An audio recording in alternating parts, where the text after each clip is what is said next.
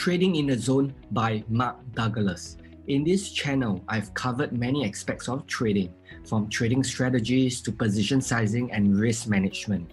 But I've yet to dive deep into trading psychology and thinking in terms of probabilities, the thing that will make or break you as a trader.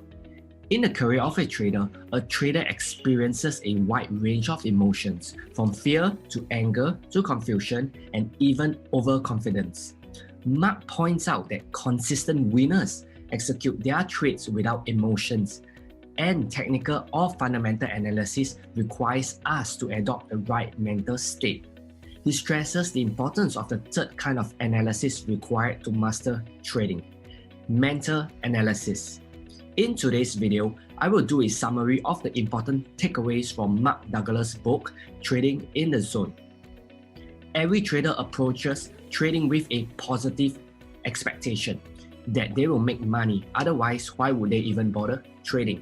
They are consciously aware that when a trade is placed, there is a chance that they could be wrong. And herein lies what is really happening deep down. The trader does not expect to lose, because otherwise, why would he take the trade in the first place? So what happens when this turns into a string of losses that goes against this expectation? Well, it causes a surge of emotions which may take the form of anger or disbelief or despair. It makes the trader feel as if the market is out to get him. Contrast this to how a professional trader approaches the market. A professional trader embraces the fact that he will encounter both winning and losing streaks. But because he has a strategy that has an edge, he knows that over a large number of trades, he will win on balance. He views losses just like the necessary expenses that come with running a business. Every trader is aware that there is an element of risk, but does every trader really accept the risk or even entertain the thought that this trade may lose them money? Mark Douglas calls this the psychological gap, the gap between assuming that a trader accepts the risk to fully embracing the risk. The best traders in the world know that every trade is a random event, and suffering a series of losing trades does not deter them from executing their next trade. Similarly, a consecutive series of winners does not lead them to be complacent and mismanage their risk. The hardcore reality of trading is that every trade has an uncertain outcome and is independent of the past trades that you have taken. Unless you learn to completely accept the possibility of an uncertain outcome, it will be very hard to succeed as a trader. Mark Douglas provides 5 fundamental truths to help you embrace risk and uncertainty. Number 1, anything can happen. Number 2, you don't need to know what is going to happen next to make money. Number 3, there is a random distribution between wins and losses for any given set of variables that define an edge. Number 4, an edge is nothing more than an indication of a higher probability of one thing happening over another. And number 5, every moment in the market is unique. Once a trader fully accepts these truths, he will be comfortable with dealing with uncertainty and therefore be able to trade in the zone, a zone where the trader is not fearful of making mistakes or losing money. Money comes easy as he executes his strategy flawlessly. Contrast Mark Douglas' fundamental truths to the gambler's fallacy, a fallacy which is a belief that a statistically independent event is affected by the previous set of events. Suppose we do a series of coin tosses. Logically, we know that there is a 50% chance of the coin landing heads and 50% chance of the coin landing tails. Suppose that the first 5 tosses resulted in 5 consecutive hits.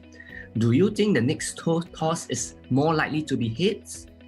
Logically, you know that there is no change in the probability even if the past 5 tosses were all heads. The previous coin tosses have no bearing on the next toss. This is what is known as the gambler's fallacy. But how does this relate to trading? Well, When a trader loses 5 trades in a row, he may very well conclude that his strategy is not working or that the market is rigged against him. Conversely, if all his 5 trades were winners, he would conclude that he has a perfect trading strategy and form an unrealistic expectation about trading. At the first sign of a drawdown, he abandons the system thinking that it is no longer working. In either case, whether it was 5 consecutive winners or losses, the sample size is too small to make any judgment on the profitability of the system. The key message here is that regardless of the outcome of the previous trades, it does not influence the success of the next trade. Essentially, each trade is completely independent of one another. Mark Douglas stresses the importance of accepting that each trade is completely random, and this relates to the third fundamental truth, which states that there is a random distribution between wins and losses for any given age. Once you have fully embraced this fact and view the market from a probabilistic perspective, then you will know that the next couple of trades might turn out to be losses. And naturally, you will predefine your risk and size your positions accordingly. You will also know that if you execute your strategy flawlessly over a large sample size, you will likely make a profit. And this helps you stay calm as you go through a series of losses, an event that you already know will happen. According to Mark Douglas, trading in the zone means being in a carefree state of mind, a state where you are confident but not euphoric, a state of mind where you don't feel any fear, doubt, or compulsion to do anything as you wait for the market to come to you. This happens when you have effectively eliminated the potential to define and interpret market information as threatening, and when you truly accept the risk, you will be at peace with whatever the market chooses to do. To help you develop this carefree state of mind when trading, Mark Douglas provides 7 principles of consistency. Number 1, objectively identify your edge. You need to be able to identify what setup constitutes an edge. For example, you might be looking to trade a pullback after a breakout. Be as clear and detailed as possible. There are many trading strategies taught in this YouTube channel, so feel free to use one that suits you. Number 2, predefine the risk of every trade.